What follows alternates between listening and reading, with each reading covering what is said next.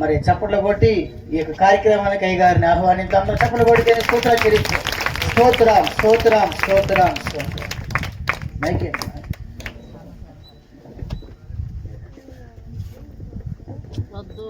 Praise the lord.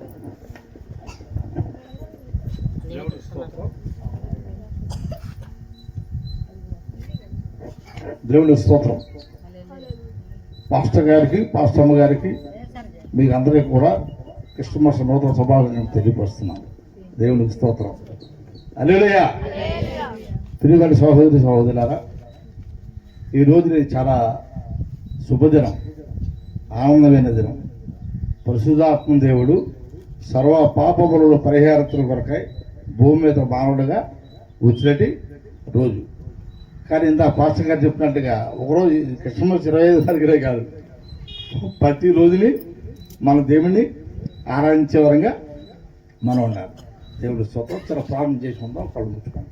దయగల మా తండ్రి, ప్రేమకరమైన ఆయన, తీసుకొచ్చిన మా సహోదరులు బట్టి ప్రార్థిస్తున్నాం. నూతనమైన బిడ్డను కూడా తీసుకొచ్చారు, నీకు వందనాలు. ఇంకా రావాల్సిన వారి సకాలం నడిపించి నేను మహిమ తెచ్చుకున్నాను. ఈ సమయంలో మీ జననం గురించి మీరు తెలుసుకుంటుండగా మాకు ఆత్మీయంగా మంచి విషయాలు మాకు తెలియపరిచి మేము మహిమ తెచ్చుకున్నాం. యేసు నామములో ప్రార్థిస్తున్నాం తండ్రి, ఆమేన్. ఒక రోజుని ఒక గ్రామం పాస్టర్ గారు వచ్చారట. ఆ పాస్టర్ గారు కొత్తగా వచ్చారు. చిన్న మందిరం ఉంది. మందిరం ఉంటే క్రిస్మస్ వస్తుంది. క్రిస్మస్ పండుగ వస్తుంటే ఒక నెల ఉంది. విశ్వాసంగా చెప్పారట, ఒక నెల రోజులు పండుగ ఉంది, మనం శుభ్రంగా మందిరం శుభ్రం చేసుకుందాం, మనం అంతా నీట్గా చేసుకుందాం అంటే, సరే విశ్వాసులు బ్రదర్స్ నిన్న పాపం 4 రోజులు ఇక్కడ బ్రదర్స్ చాలామంది కష్టపడ్డారు, నేను చూశాను. అలాగే బ్రదర్స్ వచ్చి కష్టపడి మందిరం శుభ్రం చేశారు. చేసిన తర్వాత ఇంకా 15 రోజులు ఉంది క్రిస్మస్. 15 రోజులుగా తుఫాన్ వచ్చిందండి. తుఫాన్ వచ్చి వాళ్ళు చేసిన శుభ్రం అంతా కూడా చెల్లాచెదురైపోయింది. పాస్టర్ గారు చాలా బాధపడ్డాడు. ఏమిటి ఇంత శుభ్రంగా చేసుకుంటే పండుగ వస్తుంది, ఇంకా 15 రోజులు ఉంది పండుగ, ఏమిటి ఇలాగైపోయింది ఏమిటని చాలా బాధపడుతుంటే, విశ్వాసం ఏమన్నారంటే, ఏం పర్వాలేదు అయ్య గారు, మేము శుభ్రం చేసేస్తాం, మీరేం దిగులు పడవద్దు, మీరేం బాధపడద్దు, మీరు బెంగపడద్దు అని చెప్పి మన విశ్వాసం అందరూ కలిసి శుభ్రంగా మందిరం శుభ్రం చేసేసి చాలా నీట్గా పెట్టేశారు. ఇంకా 4 రోజులు ఉంది క్రిస్మస్. పాస్టర్ గారు ఏం చేయాలంటే, ప్రతి ఇంటికి వెళ్ళి మనం చెప్పాలి, కానీ ప్రతి గృహానికి వెళ్ళి, అయ్యా మా ఇంటికాడ క్రిస్మస్, అయ్యా మా మందిరంలో క్రిస్మస్ జరుగుతుంది, యేసు ప్రభు జనం గురించి చెప్తున్నాం, మీరు అందరూ రండి అని చెప్పి పాస్టర్ గారు వెళ్ళి ప్రతి ఒక్క ఇంటికి వెళ్ళారు. అందరింటికి వెళ్ళి చెప్పారండి. దానిలో వస్తుంటే ఒక సింగల్గా దూరంగా ఒక ఇల్లు ఉంది. ఆ ఇంటికి వెళ్ళి తలుపు కొట్టాడు. తలుపు కొడితే పెద్ద ఆవిడ తలుపు తీసింది. అమ్మ, మేము యేసు ప్రభు బిడ్డలం, మేము క్రిస్మస్ జరిపిస్తున్నాం, 24వ తారీఖు రాత్రి ప్రార్థన ఉంటుంది, 25 ఆరాధన ఉంటుందమ్మా, మీరు అందరూ రావాలమ్మా అన్నాడు. ఆవిడ ఏమందంటే, అయ్యా మేము ఏం వస్తామయ్యా, చిన్నప్పటి నుంచి మేము ఆరాధన చేసేవాళ్ళమే, చిన్నప్పటి నుంచి ప్రార్థన చేసుకునే వాళ్ళమే, చిన్నప్పటి నుంచి వాక్యం విన్నవాళ్ళమే.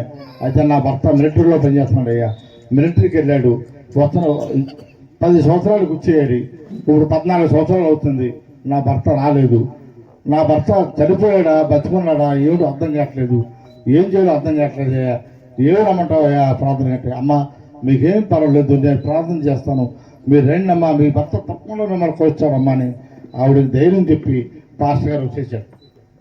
వచ్చిన తర్వాత పాస్టర్ గారు ప్రార్థన చేశాడు. ఆ మహాతల్లి భర్త ఎక్కడో సరే తీసుకురాడు ప్రభా ఆయన ప్రార్థన చేసి, నీవు పుట్టిన దినాన్ని వాళ్ళిద్దరిని కలపాలి నాయన అని పాస్టర్ గారు కన్నీటితో ప్రార్థన చేశారు. ప్రార్థన చేసి మామూలుగా 24వ తారీఖు నైట్ వచ్చింది, సువార్త ప్రారంభించాడు.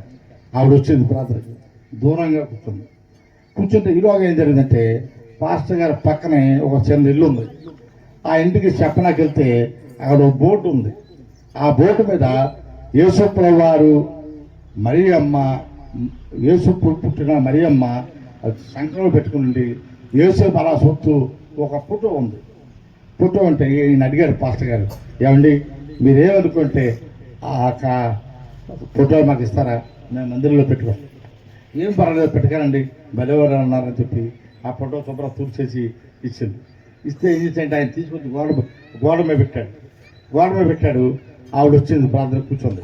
అందరూ కూడా సువార్త వింటున్నారు. ఈయన దూరం నుంచి చూశాడు, ఆ అయ్యగారు కూర్చున్నట్టుగా కూర్చున్నది. ఆవిడ చూశాడు దూరంగా, చూసి ఆవిడ అలా చూస్తున్నాడు. ఆవిడేం చేస్తుందంటే ఆ గోడ వైపు చూస్తుంది. గోడ వైపు చూసి విశాలంగా ఉంది. ఏమిటో ఎంత విశాలంగా ఉంది ఆ తల్లి, ముందు విశాలంగానే కనపడుతుంది, ఏంటి విశాలంగా కనపడుతుందని పాస్టర్ గారు గమనిస్తున్నాడు. శుభార్త అయిపోయింది, ప్రార్థన అయిపోయింది, అందులో ప్రార్థన చేసుకున్నారు. పాస్టర్ గారు పరిగెత్తుకుని వెళ్ళి ఆవిడ దగ్గరికి, అమ్మ వందనాలమ్మ, చాలా సంతోషం అమ్మ, నేను రమ్మనగానే వచ్చారు ప్రార్థనకి, చాలా ఆనందపడుతున్నానమ్మ అంటే, వచ్చానయ్యా. అమ్మ ఏంటమ్మా ఇందాక విచారంగా ఉన్నారు ఏంటంటే, ఏమి లేదయ్యా, ఆ ఫోటో ఉంది కదా, ఆ ఫోటో నా భర్త తయారు చేసాడయ్యా, ఆ ఫోటో నాకు చూసినప్పుడు నా భర్త గుర్తొస్తున్నాడయ్యా, బ్రతుకున్నాడా చనిపోయాడా అని అర్థం కాక బాధపడుతున్నానయ్యా అని చెప్పింది.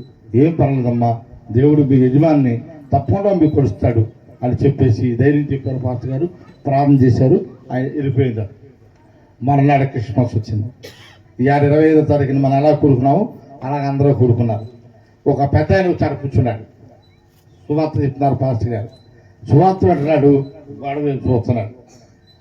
ప్రార్థన అయిపోయింది, పరిగెత్తుకుని ఆయన దగ్గరికి వెళ్ళి, అయ్యా మిమ్మల్ని ఎప్పుడు చూడలేదు నేను, మీరు కొత్తగా వచ్చారు, చాలా వందనాలు అయ్యా, చాలా సంతోషం మీరు వచ్చినారు కంటే. ఆయన అంటున్నాడు, అయ్యా మాది ఈ ఊరే, మా ఈ ప్రాంతమే, నేను నా భార్యను వదిలేసి మిలిటరీకి వెళ్ళి మిలిటరీ టైం అయిపోయిన తర్వాత నేను వేరే పని మీద వెళ్ళి రాలేకపోయాను, ఇప్పుడు వచ్చాను, నా భార్య ఎక్కడ ఉందో బతుకుందా లేదా అని చూస్తున్నానయ్యా. ఇక్కడ ప్రార్థన చేస్తుంటే సరే ప్రార్థన కనవుతాం అని చెప్పి ప్రార్థన వచ్చి కూర్చున్నానయ్యా. ఇప్పుడు ఆ గొడవ వేసి చూస్తున్నారు దేనికంటే, ఆ ఫోటో నేనే తయారు చేశానయ్యా, ఆ ఫోటో మీద నా పేరు కూడా ఉంటుందయ్యా. చూశారండి ఎంత ఆశ్చర్యం. వెంటనే పాస్టర్ గారు కన్నీటి వచ్చి, అయ్యా మీ భార్య బతికి ఉంది, ఇగో మీ భార్య అక్కడ కూర్చుంది అని చెప్పి ఆ భార్య భర్తనంతనే కలిపాడు. యేసు ప్రభు జన్మించిన రోజుని ఆ ఇడిపోయినట్టు భార్య భర్తలు కలిశారు. దేవుడు స్తోత్రం, హల్లెలూయా, హల్లెలూయా, పడి హల్లెలూయా.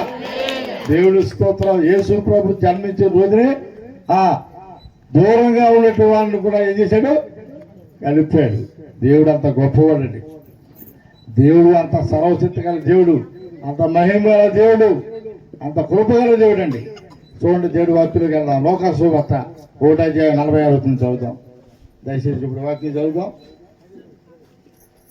లోకాసువార్త 1:46. అప్పుడు ఏమండి, మరియా ఎట్లా, నా ప్రాణము ప్రభువుని గనపరుస్తుంది. మరియా అంటుంది, నా ప్రాణము ప్రభువుని గనపరచును. ఈ మరియా ఎవరు?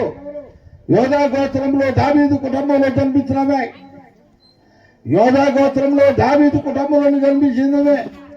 మరియా ఎట్లా, నా ప్రాణము ప్రభువుని గనపరుస్తుంది. సర్వశక్తి గల దేవుడు మార్గంలో ఉన్నారు. ఇవిడి సర్వశక్తి గల దేవుడు దయలో పెరిగారు. చిన్నప్పటి నుంచి కూడా దేవుడి యొక్క మాటలు వింటూ దేవుడి యొక్క మార్గంలో దేవుడి దయలోను ప్రభు యొక్క దేవుడు సర్వశక్తి గల దేవుడు మహిమలో జీవించింది. జీవిస్తూ అంటుంది, నా ప్రాణము నా ప్రభుని గణపరుస్తుంది. తర్వాతమ్మా,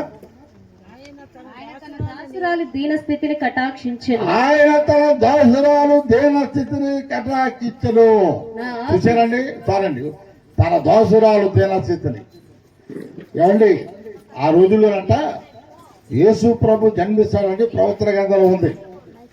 ప్రవచన గ్రంథంలో ఉంటే యేసు ప్రభు నా కొడుకులో జన్మిస్తాడమో నా గర్భంలో జన్మిస్తాడమో అని పెద్ద పెద్ద ఉన్నవాళ్ళు, రాజులు, జమీందారులు, అధికారులు వాళ్ళ కుటుంబంలో పిల్లలకి సంబంధాలు చూడకుండా కన్నీకిళ్ళు అలా పెట్టేవారట. ఎందుకని, ఆ అవతార పురుషుడు నా కుటుంబంలో నా బిడ్డ గర్భంలో జన్మిస్తాడము, నా బిడ్డ గర్భంలో జన్మిస్తాడము అని చూసేవారట. కానీ దేవుడు ఏం చేశాడు, ధనికుల కుటుంబంలో అమ్మాయిలు ఎంచుకోలే, రాజుల కుటుంబంలో అమ్మాయిలు ఎంచుకోలే, కోటేశ్వర్ల కుటుంబంలో అమ్మాయిలు ఎంచుకోలే. ఎవరు ఎంచుకున్నాడు? ఒక పేదరాలను ఎంచుకున్నాడు. ఏమీ లేదు ఆదరణ లేని ఒక కన్యకులు పేదరాలను ఎంచుకున్నాడు. అందుకని ఆయన అంటున్నాడు, ఏమంటాడు చూడండి, ఏమంటాడు, ఆయన తన దాసురాలు దీనస్థితిని కటాక్షించరు. దీనస్థితి చాలా దీనంగా ఉంది. ఆ అమ్మాయి ఎవరు లేరు, పేద కుటుంబం.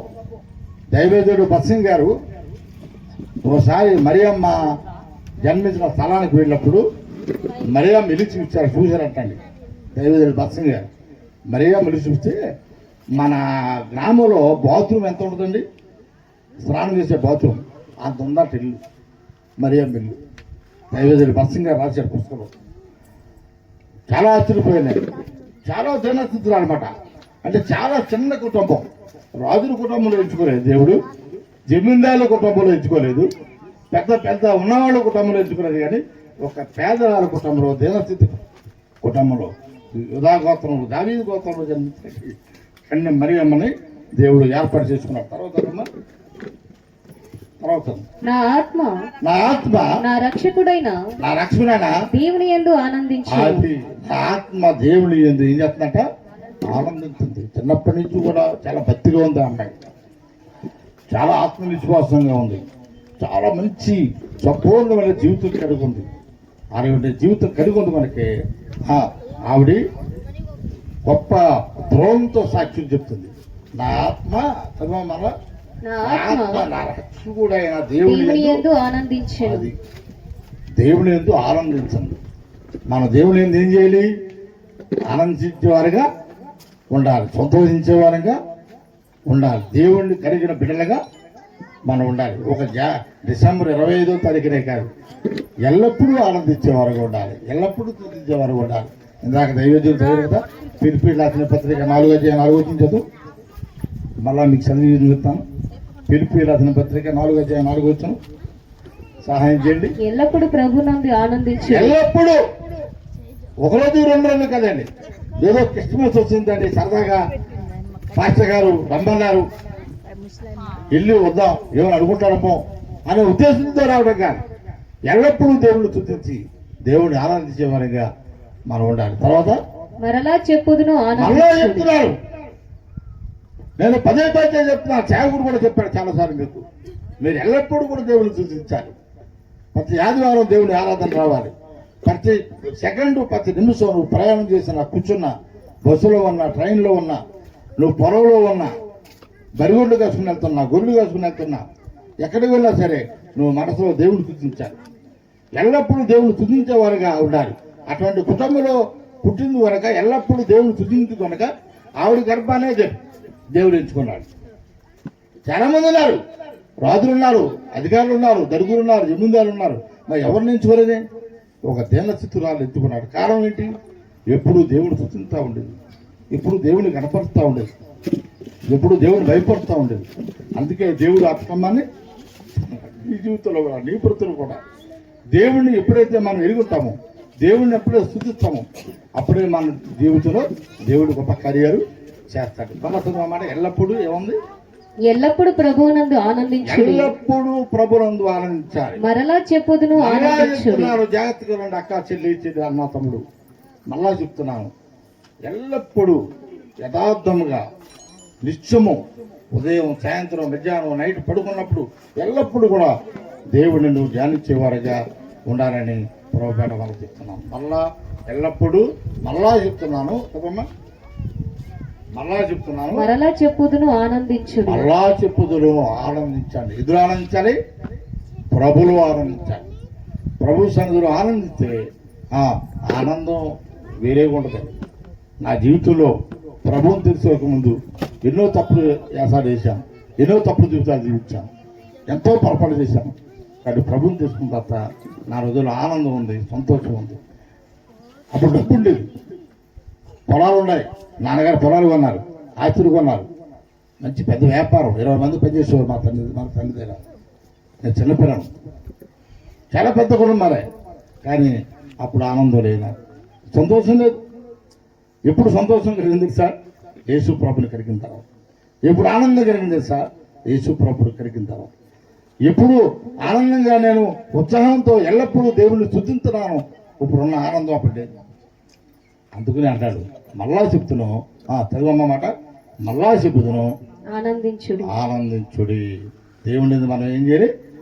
ఆనందించే వరగా ఉండాలి. మొత్తం శుభార్త 1:19-20 దయచేసి మొత్తం శుభార్త 1:20.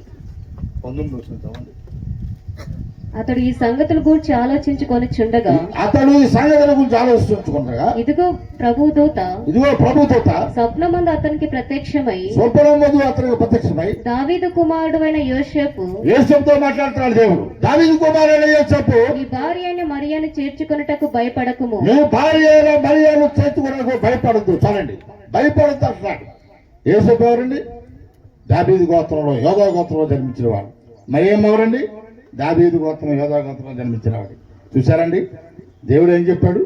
యోధా గోత్రంలో దావీదు గోత్రంలో జన్మించిన వారు కడుపులోనే నేను జన్మిస్తాను అని దేవుడు చదువుతున్న మాట ఇక్కడ చదివిస్తున్నాడు.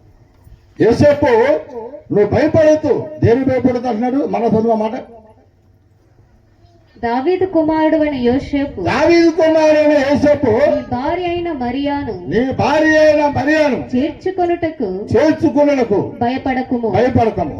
ఆమె గర్భము ధరించినది ఆమె గర్భము ధరించినది, పరిశుద్ధాత్మ వలన ఆమె కలిగినది. గర్భము ధరించినది పరిశుద్ధాత్మ వల్లే తప్ప పరిశుద్ధాత్మ వలన కలిగినది. పరిశుద్ధాత్మ కలిగింది. ఆమె ఒక కుమారుని కనును. ఆమె ఒక కుమారుని కనును. తన ప్రజలను వారి పాపముల నుండి తన ప్రజలను వారి పాపముల నుండి ఆయనే రక్షించును గనుక ఆయన రక్షించిన వరకు ఆయనకు యేసు అని పేరు పెట్టుదు. ఆయన యేసు అని పేరు పెడతాడు. దేవుడి స్తోత్రం, హల్లెలూయా. ఆయనకు యేసు అని పేరు పెడతాడు. నువ్వు భయపడుతున్నావు, భయపడుతున్న పనిలే. యేసేపు నీ భార్యని తెచ్చుకోవడానికి నువ్వు భయపడద్దని దేవదూతల ద్వారా దేవుడు యేసేపుకి వర్తమానం అందిస్తున్నాడు. నువ్వు భయపడుతున్నావా? దేవుడి మందిరాన్ని రావడానికి, దేవుడి మందిరాన్ని రావడానికి కులం అడ్డొస్తుందా? నీకు మతం అడ్డొస్తుందా? ఇది మతం కాదు, ఇది కులం కాదు, ఇది రక్షణ మార్గం. చాలా మంది ఏమనుకుంటారంటే ఇది కులం అనుకుంటున్నారు. చాలా మంది ఏమనుకుంటారంటే ఇది మతం అనుకుంటున్నారు. పరిశుద్ధ గ్రంథం పట్టుకోవడానికి భయపడిపోతున్నారు. చాలా మంది పరిశుద్ధ గ్రంథం పట్టుకోవడానికి భయపడుతున్నారు. కొంతమంది ఏం చేస్తారు తెలుసా? శని జోట్లు పెట్టుకుని వస్తారు బైబిల్. ఏమ్మా ఎక్కడికి వెళ్తున్నావు? ప్రార్థనకి వెళ్తున్నారంటే సిగ్గుపడుతుందో అవమానపడుతుందో అని షార్ట్ని పెట్టుకుని వస్తున్నారు బైబిల్. అలా పట్టుకుని రావట్లేదు. బైబిల్ పౌరంగా పట్టుకొని రావచ్చు. ఇంకా కులం చూస్తున్నావా? భూమి మీద ఎన్ని కులాలు చేసండి? 2 కులాలు ఉన్నాయి. తెలుసా మీకు ఆ విషయం? 2 కులాలు ఉన్నాయి. ఏం చెప్పండి? 2 కులాలు వెళ్ళి చెప్పండి. 2 కులాలు వెళ్ళి చేశా చెప్పండి. మీరు ఎవరైనా చెప్పండి. 2 కులాలు ఎవరు? ఒక పురుషుడు, స్త్రీ. పురుషుడు, స్త్రీ తప్ప వేరే కులాలు లేవు. దేవుడు మొట్టమొదట పురుషుని చేశాడు. తనకి గాఢ కలుగు చేసి పక్కటెముకలు ఎముక తీసి చర్మాన్ని పొడిచి స్త్రీని చేశాడు. పురుషుడు, స్త్రీ. అందుకే పురుషుడి కంటే స్త్రీ బలంగా ఉంటుంది. 2 కులాలు తప్ప మేము రాజులు, మేము బ్రాహ్మలు, మేము వైశ్యాసం, మేము జమీందారులు ఇవన్నీ లేవు బైబిల్లో. తర్వాత మనం పెట్టుకున్నాం ఈ గోత్రాలు, ఈ కులాలు ఇవన్నీ కూడా. ప్రియమైన సహోదరులారా, ఏ చెప్తా అంటున్నాడు? అమ్మ అయ్యా నువ్వు భయపడద్దు మర్యాద తెచ్చుకోవడానికి. ఎందుకంటే పెళ్ళైన అమ్మాయి గర్భిణీ స్త్రీని ఎవరన్నా పెళ్లి చేసుకుంటారా? చేసుకుంటారండి? పిల్లల తల్లిని ఎవరన్నా పెళ్లి చేసుకుంటారా? ఇప్పుడు గర్భిణీ స్త్రీ ఉంది, బాబు ఆ అమ్మాయిని చేసుకుంటాడా? పోలే ఈయన ఒప్పుకున్నా వెనకాల ఒప్పుకుంటారా? వెనకాల బంధువులు ఒప్పుకుంటారా? స్నేహితులు ఒప్పుకుంటారా? ఎంత ఆశ్చర్యం, ఎంత అవమానపరుస్తారండి. అందుకే యేసేపు భయపడుతున్నాడు. నిజంగా ఆమె గర్భం ధరిస్తుందట ఏంటని చెప్పి భయపడి ఆయన నీతిమంతులు కనుక, యథార్థమంతులు కనుక, మంచి ప్రవర్తన కలిగిన వ్యక్తి కనుక, ప్రార్థన చేసేవాడు కనుక, పరిశుద్ధాత్మ అనుభవం కలిగిన వాడు కనుక ఆ రోజుల్లో కూడా ఆయన రహస్యంగా వినాలని ఆలోచించారు. చదువు మాట చదవండి. ఆమె భర్త అయిన యోసేపు నీతిమంతుడై ఉండి ఆమె భర్త అయిన యేసేపు నీతిమంతుడై ఉండి ఆమెను అవమానపరచనొల్లక ఆమెను అవమానపరచనొల్లక రహస్యముగా ఆమెను విడనాడ ఉద్దేశించెను. అతను నీతిమంతుడు కనుక, నీతిమంతులు ఏం చేస్తారు? బొమ్మని చేరిపోరు, బొమ్మలు బయటపడరు. నీతిమంతుడు కనుక రహస్యంగా వినాలని ఆలోచించారు. తర్వాత చదవండి. అతడి ఈ సంగతుల గురించి ఆలోచించుకొని అతడు సంఘటన గురించి ఆలోచించుకుంటుండగా ఇదిగో ప్రభుదూత ప్రత్యక్షమై దావీదు కుమారుడైన యోసేపు దావీదు కుమారుడు యేసేపు భార్య అయిన మరియను చేర్చుకున్నట్టుకు భయపడకుము. నీ భార్య అయిన మరియను చేర్చుకున్నకు నువ్వు భయపడకు. ఆమె గర్భము ధరించినది ఆమె గర్భము ధరించినది పరిశుద్ధాత్మ వలన కలిగినది. దేవుడి స్తోత్రం. హల్లెలూయా. ఆవిడ గర్భం ధరించింది పరిశుద్ధాత్మ వలన కది. దేని వల్ల కదయ్యా? నువ్వు భార్యను చేర్చుకోవడానికి ఏమి ఇబ్బంది పడద్దు చెప్పి యేసేపు దేవుడు మాట్లాడాడు. అప్పుడు యేసేపు నిర్ణయానికి వచ్చాడు.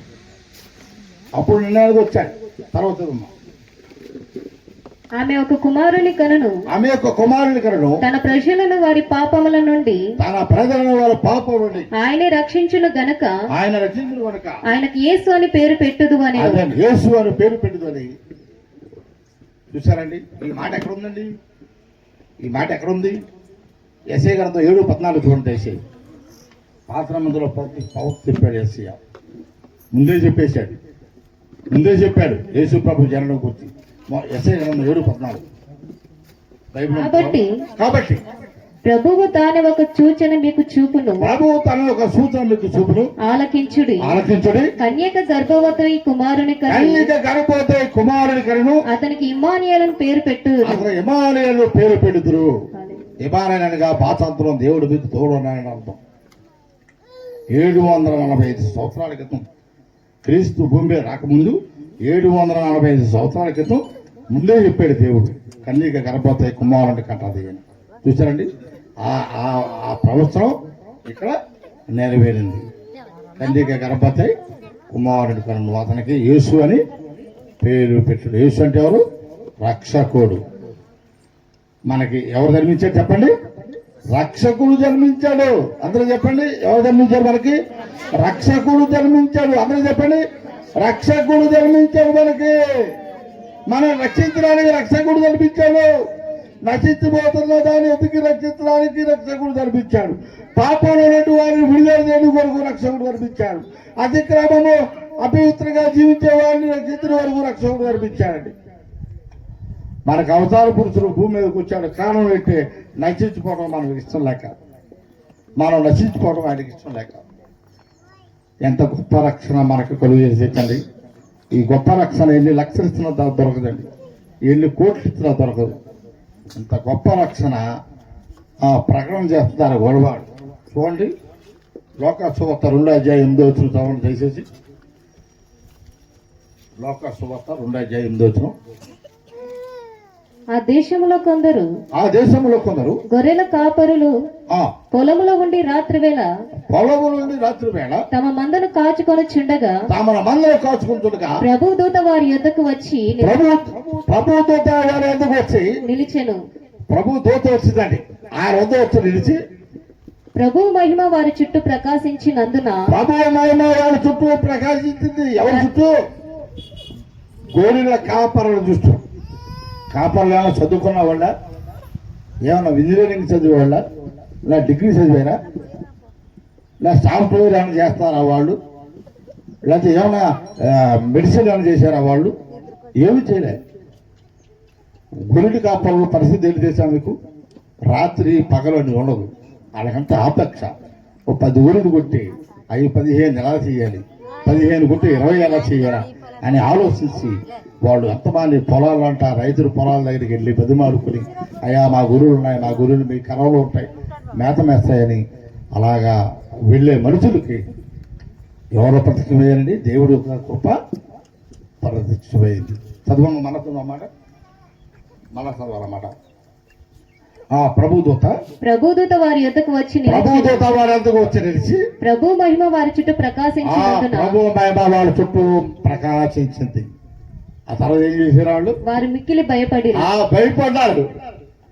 ప్రభుదూత ఎప్పుడైతే వచ్చిందో, ఆ వెలుగు ఎప్పుడైతే వచ్చిందో, ఎప్పుడు ఆ వెలుగు చూడలేదు వాళ్ళు, ఎప్పుడు ఆ తేజస్సు చూడలే, ఎప్పుడు ఆ మహిమను చూడలే. వాళ్ళు సూర్య చంద్ర నక్షత్రాల్లో చోకాలు చూశారు కానీ దేవుడు వెలుగుని వాడు చూడలేదు. వాడు వెలుగు ఒకసారి చూడగానే వాళ్ళు భయపడ్డారు.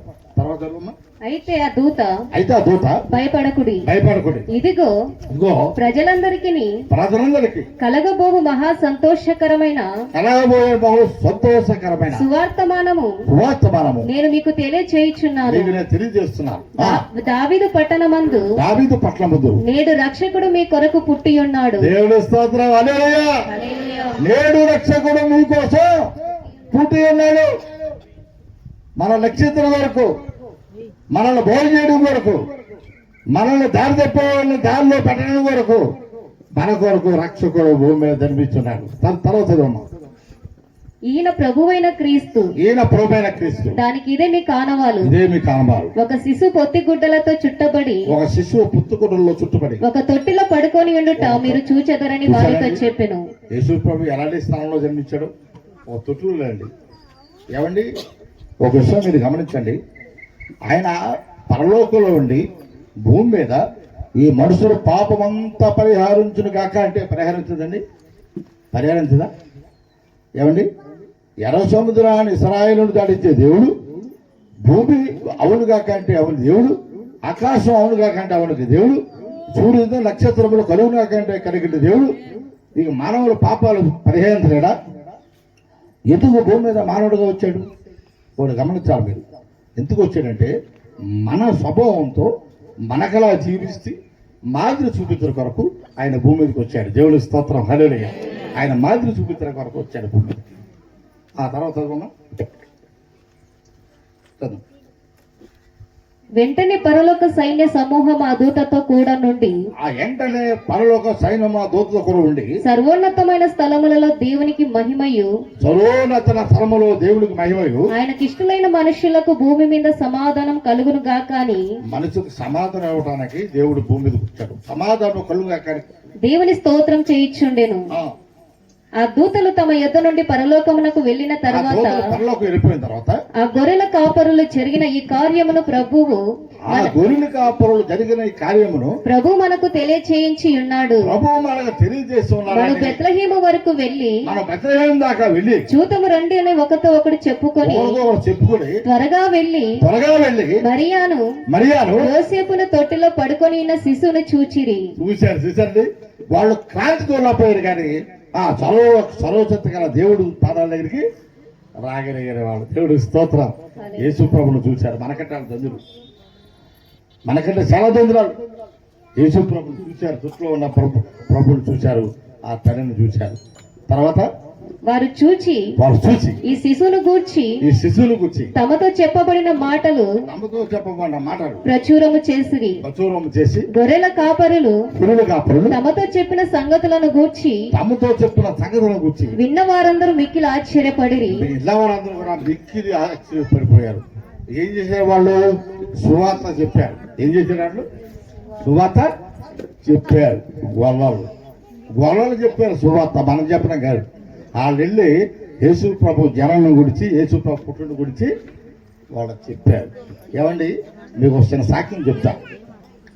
మీకు ఆంధ్రప్రదేశ్లో తూర్పుగోదావరి జిల్లా, ఈ మాట వినండి జాగ్రత్తగా, అన్నవరం అనే ఒక గ్రామం ఉంది. అన్నవరంలో దేవస్థానం కూడా ఉన్నాయి, విగ్రహాలు. ఆ అన్నవరం దగ్గర బెండపూడి అనే గ్రామం ఉంది.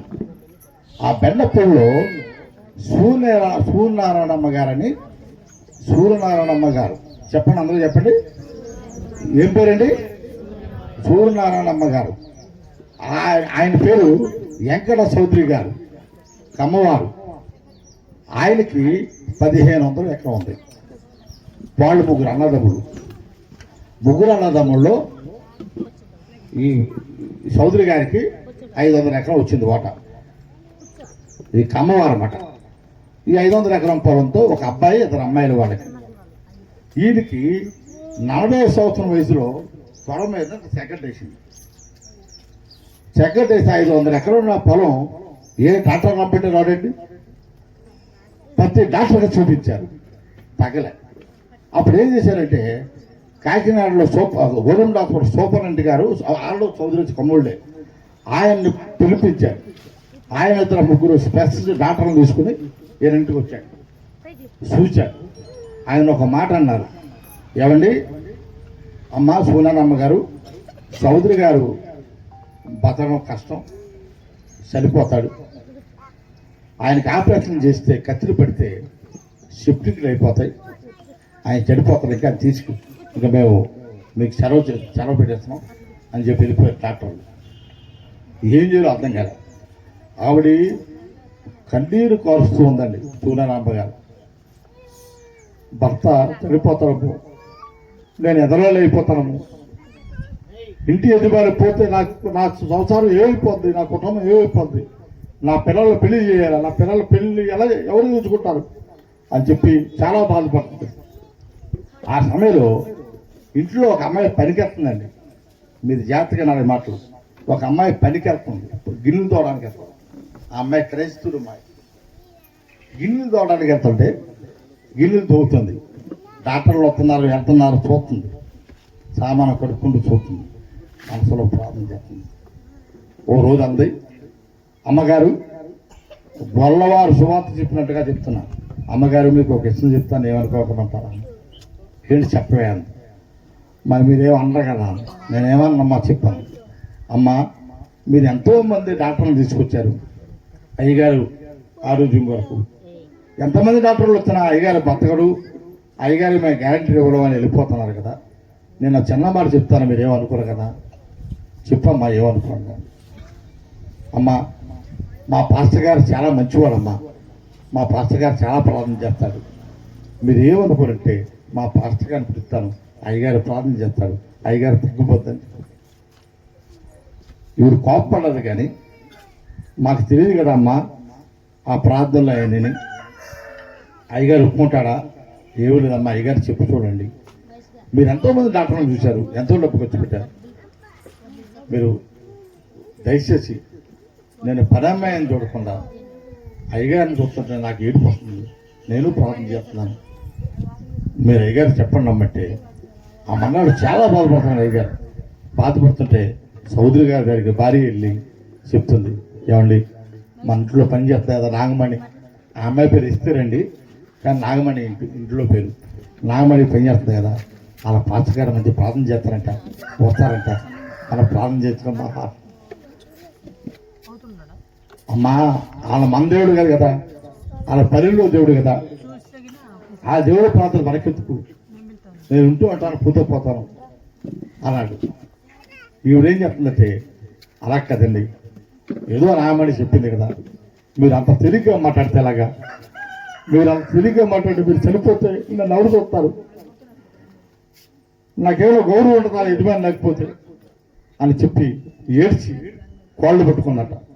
ఆ నాగమణి చెప్పినంత ఇందామండి, ఇది చూద్దాం, ఎంతోమంది డాక్టర్లు చూశారు, ఎంతోమంది వైద్యులు పిలిపించాం, మన డబ్బు కొరవలేదు, కానీ నాగమణి డబ్బు కోరలే, పాస్టర్ తీసుకొచ్చి ప్రార్థన చేస్తానంది అని చెప్తే, సరే పిల్లలు దేవుడి స్తోత్రం అరులయ్య ఆర్డర్ ఇచ్చాడు.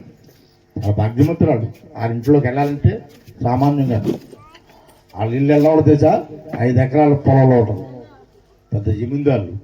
తర్వాత చెప్తా, మాకు చుట్టాలు. అయితే వెళ్ళిన తర్వాత నాగమణి వచ్చింది. నాగమణి, అమ్మా ఇలా చూడమ్మా, నాగమణి నువ్వు భయపడుకో, అయ్యారు ఒప్పుకున్నాడు, పార్టీలు పిల్లలు. నాగమణి చాలా సంతోషపడిపోయింది, చాలా ఆనందపడిపోయింది, గొంతు వేసింది. వెంటనే వెళ్ళి వాళ్ళ పాస్టర్ గారు చెప్పాను, ఉప్పాడు దోస గారని మహాప్రార్థనాపరుడు, స్వస్థవరం గారిని వాడు, 1500 మంది సంఘం పాస్టర్ అయిన ఆయన పిలిచి, మల్లికారుడు ఆయన పిలిచి, అయ్యారు బెండపూడి సూర్యనారాయణ గారు భర్త గారి గురించి చెప్పాను కదా మీకు, ఒకసారి వచ్చి ప్రార్థన చేయండి అయ్యారంటే 5 ఒళ్ళు వేసుకొని జీప్ వేసుకొని వచ్చేసాడు. వచ్చి భయపెట్టిన 3 రోజులు ఉపవాస ప్రార్థన చేశారు. ఇంట్లో ఎన్ని రోజులు చేశారు చెప్పండి? 3. అందరూ చెప్పండి, అందరూ చెప్పాలి. 3 దినములు ఉపవాస ప్రార్థన చేశాడు, కన్నీటి కాచి. సంఘం అంతా ప్రార్థన చేశారు, ఏమి తెల్లే, నీళ్లు కూడా తాగలే. ఉపవాసం ఉండి అయ్యారు గురించి ప్రార్థన చేశారు, మోకరించారు. వీళ్ళు ఉపవాసం ఉన్న సంగతి ఆ కుటుంబానికి తెలీదు, కానీ దేవుడికి తెలుసు, వాళ్ళు తెలుసు. ఉపవాసం ఉన్న నాగమణి కూడా ఉపవాసం ఉంది, ముగ్గురు కూడా రాత్రులు పగలు అలా మోకరించి ప్రార్థన చేశారు. ప్రార్థన చేస్తే ఈ తోట దగ్గర గడ్డ సీవ వస్తుంది. దేవుడి స్తోత్రం, హల్లెలూయా. ఆయన వైద్యులేదే, వైద్యులు ఏం చేయలేదు. యేసు ప్రభు బైబిల్ పెట్టారు, యేసు ప్రభు నూనె రక్తంగా మార్చి యాకోబు పత్రికలో పేతురు అత్తగారి ఒంట్లో బాగోకపోతే నూనె ప్రార్థన చేసి ఎలా రాసి ఆ జనం తగ్గిందో అలా నూనె ప్రార్థన చేసి చక్కటి చేశారు. 3 రోజులు ప్రార్థన చేశారు రాత్రి పగలు. పూర్ణమ్మ గారు, పత్త గారు, చౌదరి గారు గడ్డని యేసు ప్రభు నామములో పగిలిపోయింది. దేవుడి స్తోత్రం. హల్లెలూయా, హల్లెలూయా, హల్లెలూయా. పగిలిపోయిందంటే పూర్ణమ్మ గారు పత్త గారు తేలికైపోయింది. కాళ్ళలో ఊపుతున్నాడు, ఆశ్చర్యపోయాడు. ఒక 4 రోజులు పోయిన తర్వాత డాక్టర్లు వచ్చారు, చూశారు గడ్డ. ఏది గడ్డది? గడ్డది గడ్డ కనపడుతుంది. సైంటిస్టులు, మెడికల్ ఢిల్లీలో, బెంగళూరులో, హైదరాబాద్లో, రాజస్థాన్లో, గుజరాత్లో, పంజాబ్లో చదువుకుని పెద్ద పెద్ద పట్టాలు పొందుకునే మహానుభావులు వచ్చారు. నా యేసయ్య ఏం చేశాడు? సేవకులు బైబుల్ పడుకుని వెళ్ళారు, స్టెటాస్కోపులు పడుకుని వెళ్ళా, మెడిసిన్ పెట్టుకుని వెళ్ళా, ఇంజక్షన్ పెట్టుకుని వెళ్ళా, బైబుల్ పెట్టుకెళ్ళారు సేవకులు. దేవుడి స్తోత్రం. హల్లెలూయా, హల్లెలూయా. బైబుల్ పట్టుకుని వెళ్ళారండి, ప్రార్థన చేశారండి, కన్నీరు కాచారండి, విశ్వాసంతో నూనె రాసి ప్రార్థన చేసి రాశారండి. గడ్డ పగిలిపోయింది. చౌదరి గారు బాగుపడిపోయాడు. డాక్టర్లు అందరూ చందైపోయారు. ఎవరు చేయించుకున్నారండి? ఆయుర్వేదం ఏమన్నా వైద్యం చేయించుకున్నారా చౌదరి గారు అని అడుగుతున్నారు అందరూ. ఆయుర్వేదం చౌదరి ఏం చేయించుకోలేదు కనయ్యా, మా ఇంట్లో పనిచేసే పనమ్మాయి నాగమణి ఉంది కదా, నాగమణి పాస్టర్ గారిని తీసుకొచ్చి ప్రార్థన చేయించిందయ్యా, నా గడ్డ పగిలిందయ్యా అన్నారు. దేవుడి స్తోత్రం. హల్లెలూయా, హల్లెలూయా. నాగమణి చూసారా సువార్త చెప్పింది? ఓ జిమిద్దాల ఇంట్లో పనిచేస్తూ నాకెందుకు లేని ఏదో గిన్నెలు కడుక్కుని పోయేదా, నాకెందుకు ఈ గొడవ అనుకున్నా సువార్త చెప్పింది. త్వరలో ఏం చేశారు? యేసుప్రభుని చూశారు. యేసుప్రభుని చూసింది కాకుండా చూశారండి, జనానికి సువార్త చెప్పారు. నాగమణి కూడా అదే పని చేసింది. చౌదరి గారు ఏం చేశారు తెలుసా? తర్వాత సమస్తం పుట్టారండి బయటపడేశాడు. నువ్వు చేయగలుగుతావా పని? నువ్వు చేయగలుగుతావా? చూనారన్న గుడి తీసింది, గాజులు తీసేసింది, పట్టీలు తీసింది, మెండలో సామాన్ తీసింది, మొత్తం మూట కట్టింది. నాగమణికి అర్థం కావట్లే, ఏంటి అమ్మగారు మూట కడుతున్నారు ఇవన్నీ అని చెప్పి ఆ మూట కాలులో పెట్టాను. నాగమణి కాలులో పెట్టింది. భర్తగారు ఎక్కారు, ఇద్దరు కలిపి నాగమణి ఎక్కించుకొని పిల్లల్ని ఇద్దరు ఆడపిల్లల్ని పిల్లల్ని కూర్చోబెట్టి కారులో తీసుకెళ్ళారు. ఆదివారం ప్రార్థనకు వచ్చారు. ఆదివారం ప్రార్థనకు వచ్చి ఆ బంగారం ఎన్ని కేజీలు ఉందో మనకు తెలియదు, ఆ మూట అక్కడ పెట్టేశారు. పనిపెట్టింది. నువ్వు పెడతావాగా? నువ్వు లక్ష్యం పడిన తర్వాత పెట్టేవాయిపండా? నువ్వు ఎప్పుడన్నా దేవుడు పడిపెట్టిన తీసుకొచ్చావా నీ సామాను? సూర్యరామం తీసుకొచ్చింది. ఆ బంగారం తీసుకొని బలిపెట్టిన పెట్టింది. ఆయన కూర్చున్నాడు కింద. కుర్చీ ఎత్తే కూర్చోద్దండి, కింద కూర్చుంటాను. కింద కూర్చున్నాడు చౌదరి గారు. ఆవిడ కింద ఆరాధన అయిపోయింది. అప్పుడు చెప్పాడు ఆయన లేచి, నేను బాగుపడ్డాను కనుక నేను బతికినంతకాలం ఏసైన తప్ప ఏ నామములో నేను పూజ చేయను అన్నాడు. దేవుని స్తోత్రం. హల్లెలూయా, హల్లెలూయా, హల్లెలూయా. ఏసైన తప్ప నేను ఏ నామంలోకి పూజ చేయనని తీర్మానం చేసుకున్నాడు చౌదరి గారు. అమ్మగారు కూడా తీర్మానం చేసుకున్నారు. 22 సంవత్సరాలు బతికారండి చౌదరి గారు. దేవుడి స్తోత్రం. హల్లెలూయా. ఎన్ని సంవత్సరాలు బతికారు చెప్పండి? 22 years, 22 సంవత్సరాలు బతికారు. గడ్డ పోయిందా? దాంట్లో సరిపోతారన్నారు. 500 ఎకరం ఉందని చెప్పాను కదా. ఈ మాట సరిగ్గా వినండి. దేవుడు నమ్ముకున్నాడు, వస్తున్నాడు. అలా ఉన్నదంట ఒక వాక్యం అన్నాడు. ఏ వాక్యం అంటే మలాకి గ్రంథం 3:10 చదవండి దయచేసి. మధ్యలోకి వెళ్ళిన ఏమనుకోకండి. 3:10 చదవండి. నా మందిరములో ఆహారం ఉండునట్లు, నా మందిరములో ఆహారం ఉండట్లు 10వ భాగం అంతయు, 10వ భాగం అంతయు మీరు నా మందిరపు నిధిలోనికి తీసుకొని నా మందిరపు నిధిలో తీసుకొచ్చి దీన్ని చేసి మీరు నన్ను శోధించిన ఎడల మీరు దీన్ని చేసి నన్ను శోధించిన నేను ఆకాశపు వాక్యములను విప్పి ఆకాశపు వాక్యములు విప్పి పట్టజాలనంత విస్తారముగా దీవెనలు విస్తారమైన దీవులు నీకు కుమ్మరించదను కోమలితులని సైన్యములకు అధిపతియగు యెహోవా సెలవిచ్చుచున్నాడు. సెలవిస్తున్నాడని ఆ వాక్యం విన్నాడు చౌదరి గారు. వెంటనే పనులు అందరూ పిలిచాడు. ఒరే నీకు ఎన్ని ఎకరం పొలం ఉందిరా? లేదయ్యారు. ఏమి లేదా? ఏమి లేదు అయ్యారు. మీ దగ్గర 2 ఎకరాల పొలం తీసుకుని కౌలు తీసుకున్నాం అయ్యారు. నాకేమి లేదు అయ్యారు. అలాగా అమ్మా చూనాల మీద వస్తున్నానండి. వీడికి 2 ఎకరాల పొలం వచ్చి అలాగా 480 ఎకరాలు పనిచేసేయండి. దేవుడి స్తోత్రం. హల్లెలూయా. లేని వాళ్ళందరికీ, పొలం లేని వాళ్ళందరికీ 480 ఎకరాలు పనిచేశాడు. కొడుకుని పిలిచాడు, బాబు నీకేమీ లేదని నువ్వు బాధపడకు, నీకు 10 ఎకరాలు ఇచ్చాను అని చెప్పాడు. పిల్లలిద్దరిని పిలిచాడు, ఇద్దరికే చెరుకు 4 ఎకరాలు ఇచ్చాడు. భార్య అయిన సూర్యరామని పిలిచాడు, ఆవిడ 2 ఎకరాలు ఇచ్చాడు. అంతే ఇచ్చుకున్నారు. 480 ఎకరాలు పనిచేశారు. 20 ఎకరాలు 10 ఎకరాలు కొడుకు ఇచ్చాడు, 4 ఎకరాలు కూతురికి ఇచ్చాడు, 2 ఎకరాలు ఇచ్చుకున్నాడు. చూసారా ఎంత సమర్పణం? అటువంటి సమర్పణ నీకుందా? అటువంటి సమర్పణ చేయగలుగుతావు నువ్వు? వాళ్ళ మాకు కొంచెం బంధువులు, దూర బంధువులు. అలాగా కుటుంబం రక్షింపడి ఈరోజు నీ ప్రార్థనా మందిరం కలిసి ఓ సేవకుని పెట్టుకుని దేవుణ్ణి ఆరాధిస్తున్నారు. కుమారుడు ఎక్కడ ఉన్నాడు తెలుసా? పంజాబ్లో ఉన్నాడు. కుమారుడు ఏం చేస్తాడు? పాస్టర్గా చేస్తున్నాడు. దేవుడికి స్తోత్రం. హల్లెలూయా, హల్లెలూయా. అటువంటి కుటుంబము దేవుణ్ణి రక్షింపబడదు. ఒక నాగమణి వల్ల సువార్త ఇంట్లోకి వెళ్ళింది. మీ వల్ల మీ బంధువులింటికి సువార్త ఎట్టుందా? ఈ క్రిస్మస్ రోజున మిమ్మల్ని అడుగుతున్నా, మీ స్నేహితులింటికి సువార్త ఎట్టుందా? మీరు రత్నందులో సువార్త చెప్తున్నారా? మీరు మీ అన్నయ్యకి సువార్త చెప్తున్నావా? మీ తల్లికి సువార్త చెప్తున్నావా? మీ అక్కచెల్లికి సువార్త చెప్తున్నావా? నువ్వు విన్న మాటలు వాళ్ళకి ఎప్పుడన్నా చెప్పావా? నీ గుండె చేసి చూసారు పరిచయం చేసి. ఈ నాగమణి ఆ ఇంట్లో సామానం కడిగే మన అమ్మాయి ఆ కుటుంబాన్ని దేవుడి పాల దగ్గరికి నడిపించింది. ఎంత గొప్ప ఆశ్చర్యం అండి! దేవుడి పాల దగ్గరికి నడిపించింది. కొన్ని మార్చుకోండి, వాకింగ్ చదవండి. మత్తయి సువార్త 2:10-11 తెలిసేది. మత్తయి సువార్త 2:10-11. వారు ఆ నక్షత్రమును చూచి అత్యానంద భరితులై ఇంటిలోనికి వచ్చి తల్లి అయిన మరియాను. ఎవరింట్లోకి వచ్చారు వాళ్ళు? తల్లి అయిన మరియా ఇంటికి వచ్చారు. జ్ఞానులు 3 వచ్చారు. జ్ఞానులు వచ్చి, జ్ఞానులు అంటే ఎవరండి? శాస్త్రాలు తెలిసినవాడు, సైన్స్ తెలిసినవాడు, మహా పండితులు. యారా దేవుణ్ణి నమ్ముకోమంటే మీరు ఏదో ఆలోచిస్తున్నారు కానీ మా తూర్పుగోదావరి, పశ్చిమ గోదావరి, కృష్ణా జిల్లాలో ఇవాళ పాస్టర్ల బ్రాహ్మలే మాకు ఎక్కువ. బ్రాహ్మలు, మా నాయుళ్ళు, తర్వాత కౌంట్లు, వైశ్యస్సు, వాళ్ళు ఎక్కువ పాస్టర్లు ఉన్నారు మాకు. కారణం ఏంటి తెలుసా? జ్ఞానులు ఎవరు?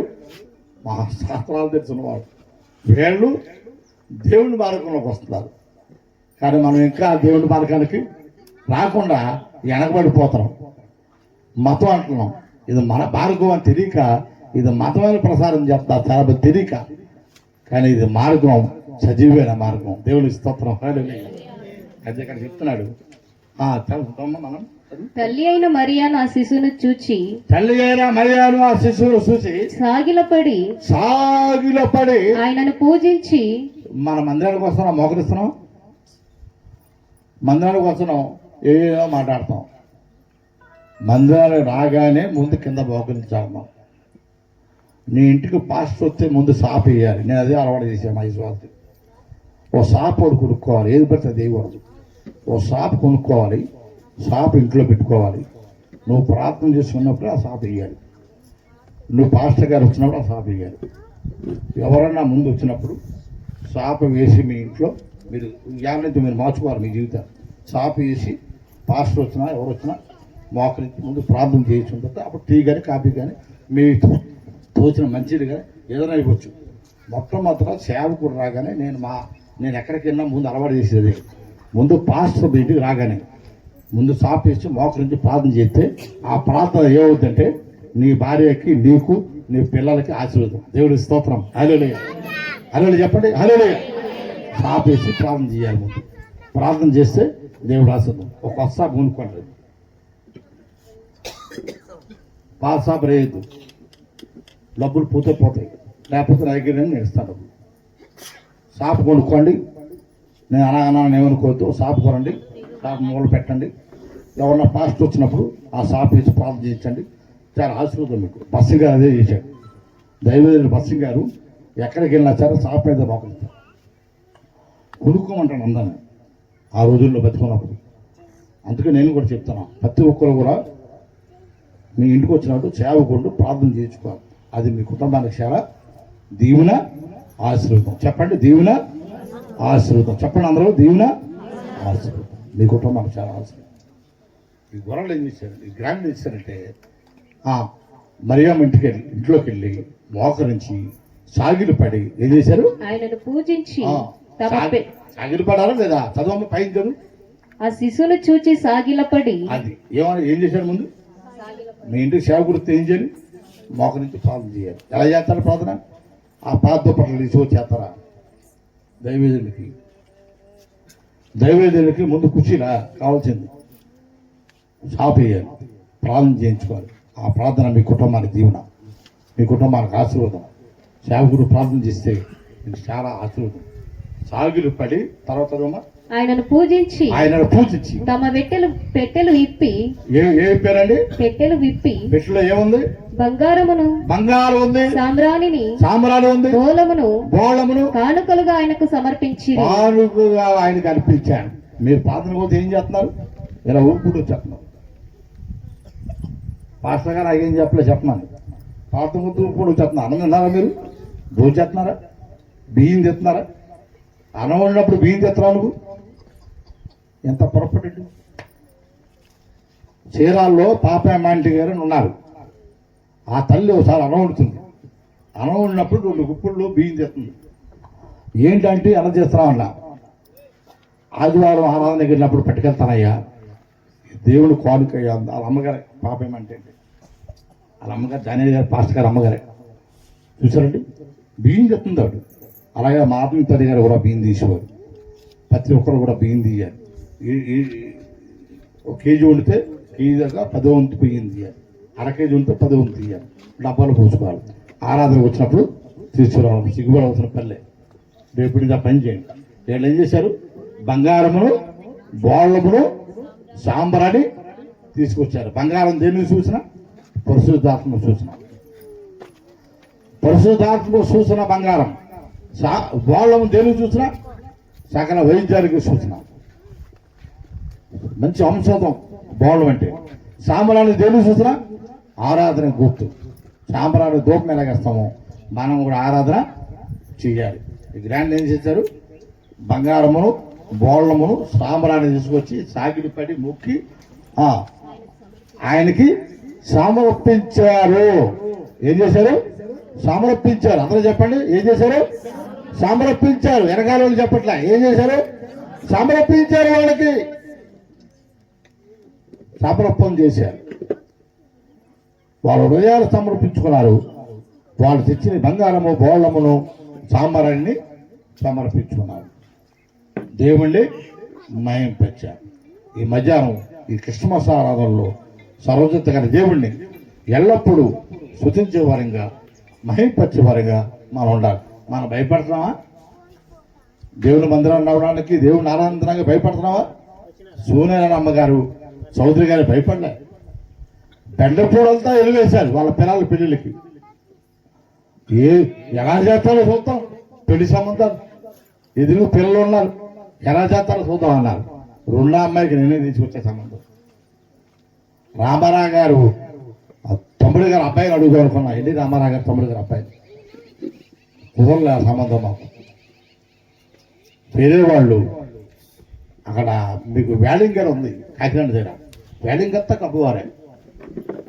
వేరే కాస్టోడు కొద్దిమంది ఉంటారు. ఆ ఊళ్ళో అబ్బాయిని పెట్టుకొచ్చారు. ఎలాంటి అబ్బాయిని కూర్చోమన్నారు? మన పొద్దున చెప్తే సాయంకాలం వరకు ఆరాధన చేస్తాడు. దేవుడు స్తోత్రం, హల్లెలూయా.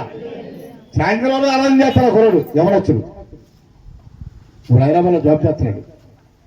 ఆ యవనస్తుని తీసుకొచ్చాడు. అప్పుడే వెళ్ళి ఆ బెండపూడమ్మ గారింటికి. అప్పుడు నా తెలియదు వాళ్ళకి.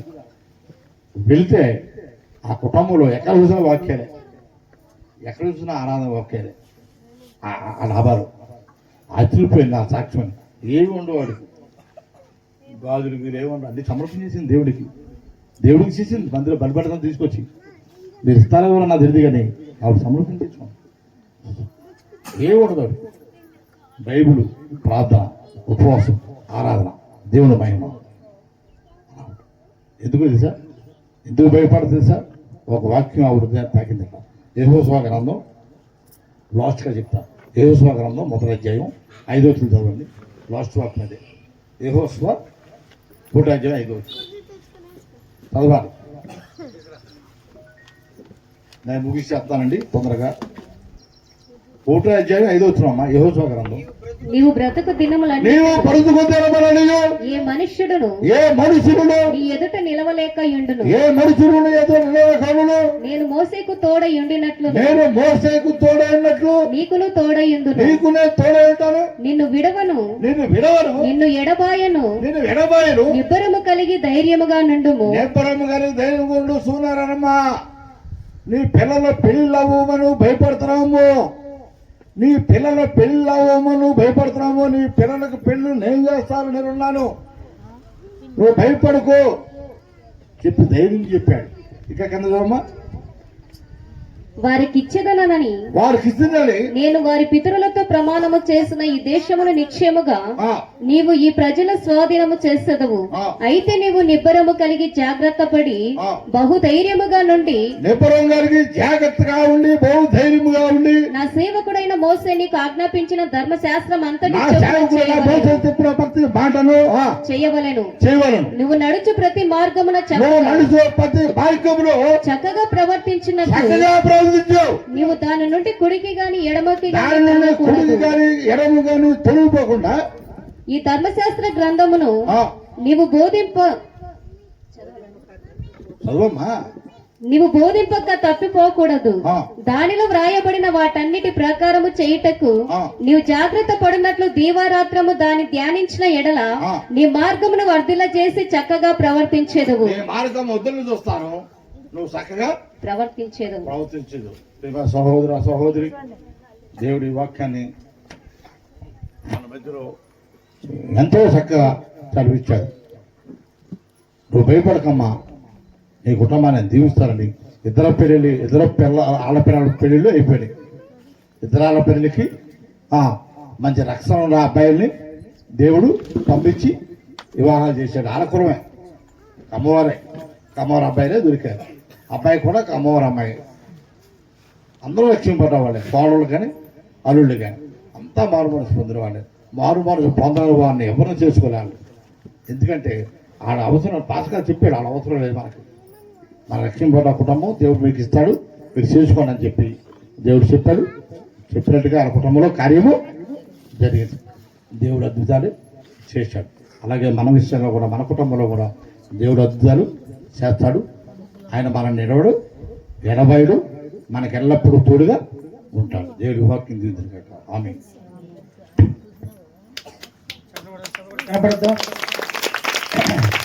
హల్లెలూయా. మరి చక్కటి దేవుని యొక్క మాటలు అందజేయడానికి మన మధ్యలోనికి కాకినాడ ప్రాంతం నుంచి వచ్చిన దైవజనులకి మరి మాకు హృదయపూర్వకమైన సంఘం తరపున వందనాలు చెల్లిస్తున్నాం.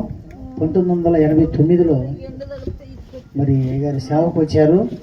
ఆయన సేవలో ఉన్నప్పుడు నన్ను ఇంటికి పిలిపించి చేతులు కాళ్ళు ఒత్తించుకున్నారు. అప్పుడు నాకు ఎంత 89 వయసు, 89, 90లో.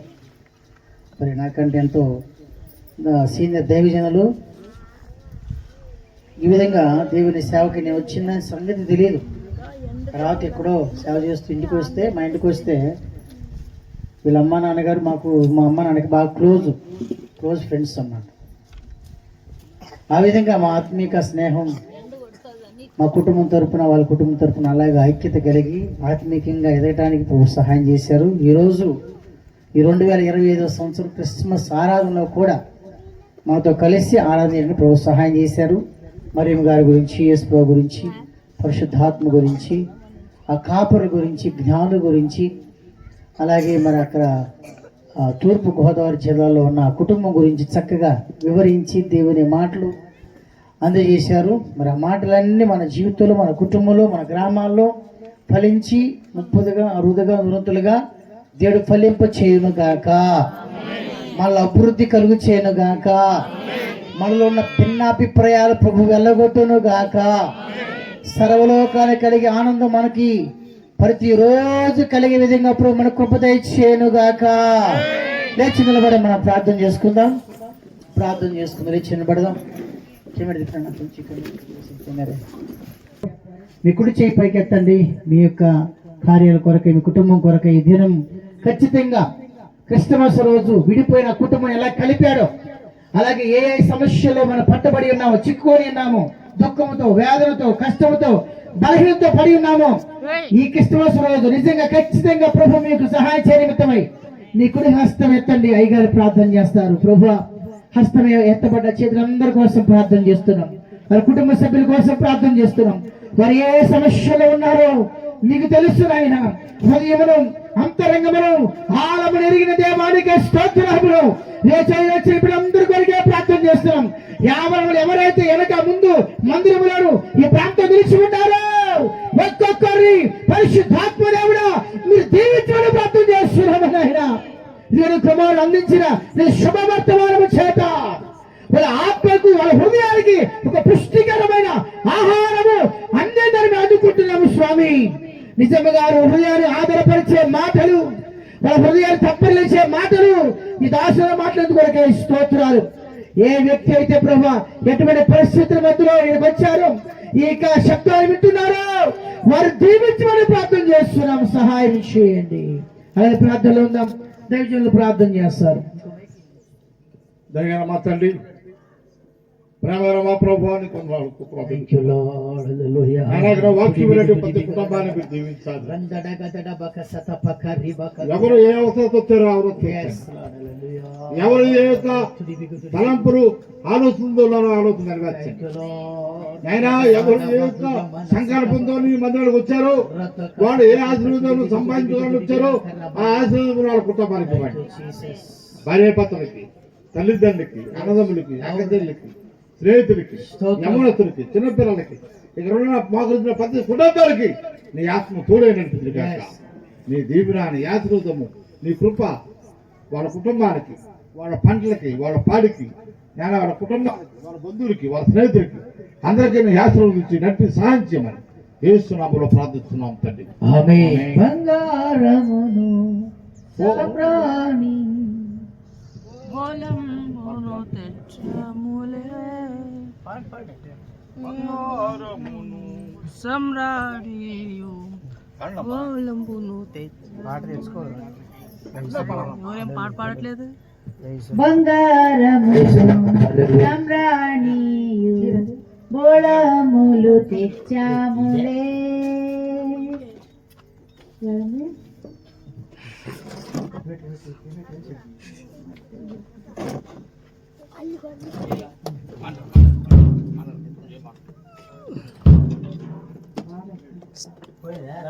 పోయింది. బంగారములు సమ్రాణియు బోళములు తెచ్చాములే. మా ఇంటిలో, మా కంటిలో నిన్ను కనులారా దర్శించాములే. బంగారములు సమ్రాణియు బోళములు తెచ్చాములే. మా ఇంటిలో, మా కంటిలో నిన్ను కనులారా